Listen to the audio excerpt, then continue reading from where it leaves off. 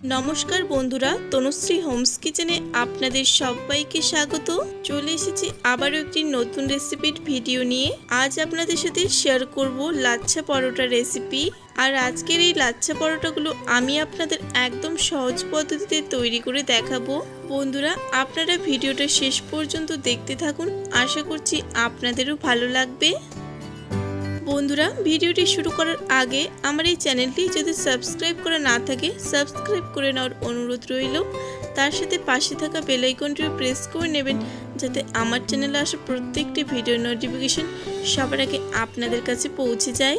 সবার প্রথমেই লাচ্ছা পরোটা বানানোর জন্য আমি এখানে পরিমাণ মতো ময়দা নিয়েছি। এবার এই ময়দার মধ্যে দিয়ে দেবো সামান্য পরিমাণে লবণ আর দিয়ে দেবো 1 চামচ চিনি। এবার এখানে আমি দিয়ে দেব 3-4 চামচের মতো সাদা তেল। এবার এই তেলের সঙ্গে সমস্ত শুকনো উপকরণ একসাথে ভালোভাবে মিশিয়ে নেব। এখানে আমি তেলের সঙ্গে সমস্ত শুকনো উপকরণ একসাথে ভালোভাবে মিশিয়ে নিয়েছি। এবার এই ময়দার মধ্যে অল্প অল্প করে জল দিয়ে একটা ডো তৈরি করে নেব। আর এই ডোটা কিন্তু খুব বেশি শক্তও হবে না, আবার খুব বেশি নরমও হবে না, একদম সফট করেই তৈরি করে নিতে হবে।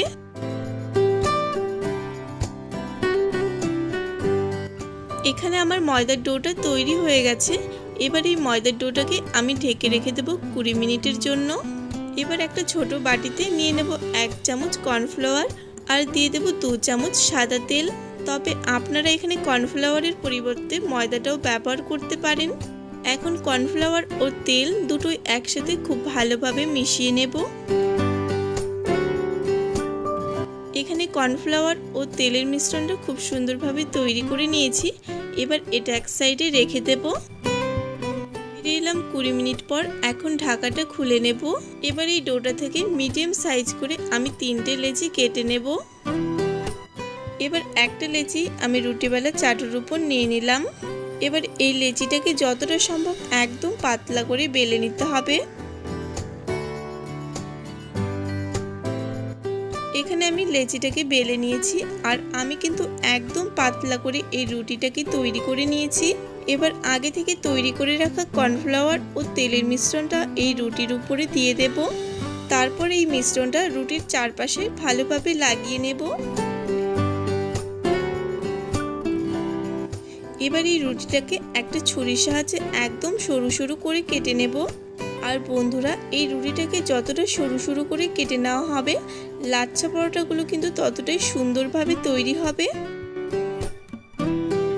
দেখুন বন্ধুরা, আমি ঠিক এরকম সরু সরু করে এই রুটিটাকে কেটে নিয়েছি। এবার এই সরু সরু করে কেটে নেওয়া রুটির টুকরোগুলোকে এক জায়গায় করে নেব।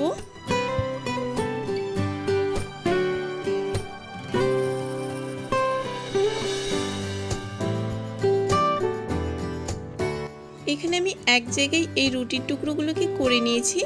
এবার এটাকে আরেকটু হাতের সাহায্যে লম্বা করে নিতে হবে। দেখুন বন্ধুরা, আমি ঠিক এরকম লম্বা করে এই রুটিটাকে তৈরি করে নিয়েছি।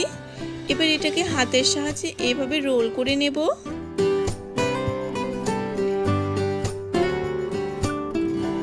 এবার চাইলে আপনারা এটাকে হাতের সাহায্যে একটু পাতলা করে নিতে পারেন, তবে এখানে কিন্তু লাচ্ছা পরোটাকে খুব বেশি একদমই পাতলা করা যাবে না। এবার আমি এটাকে হালকা একটু মোটা রেখে বেলে নেব। দেখুন বন্ধুরা, এখানে আমার একটা লাচ্ছা পরোটা তৈরি হয়ে গেছে। আর দেখুন বন্ধুরা, এই লাচ্ছা পরোটার লেয়ারটা কিন্তু খুব সুন্দরভাবে এখন বোঝা যাচ্ছে। এবার এই লাচ্ছা পরোটাটা গরম তাওয়ার উপরে দিয়ে দেব। তারপরে এই লাচ্ছা পরোটার প্রথমে একটা সাইড হালকা করে একটু ভেজে নেব। এখানে লাচ্ছা পরোটাটার একটা সাইড হালকা করে ভেজে নিয়েছি। এবার পরের সাইডটা উল্টে দেব।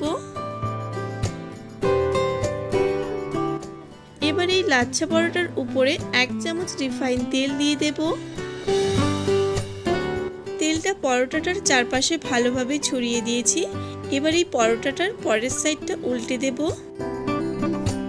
এবার এই লাচ্ছা পরোটাটার পরের সাইডেও 1 চামচ তেল দিয়ে দেব। তারপরে এই লাচ্ছা পরোটাটাকে উল্টে পাল্টে দুটো সাইডে খুব সুন্দরভাবে ভেজে নেব।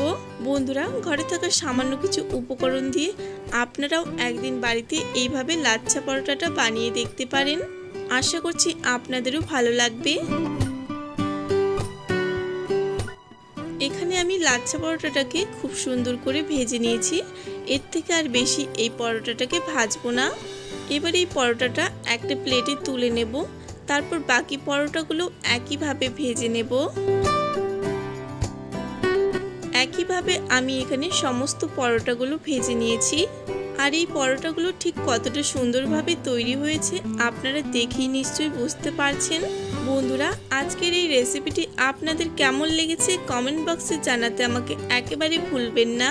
রেসিপিটি ভালো লাগলে একটা লাইক, কমেন্ট আর যতটা সম্ভব ভিডিওটি বন্ধুদের মাঝে শেয়ার করে দেবেন। আর এখনো পর্যন্ত আমার এই চ্যানেলটা সাবস্ক্রাইব করে না থাকলে সাবস্ক্রাইব করে নেওয়ার অনুরোধ রইল। ভিডিওটি শেষ পর্যন্ত দেখার জন্য সকলকে অসংখ্য ধন্যবাদ। সবাই ভালো থাকবেন, সুস্থ থাকবেন।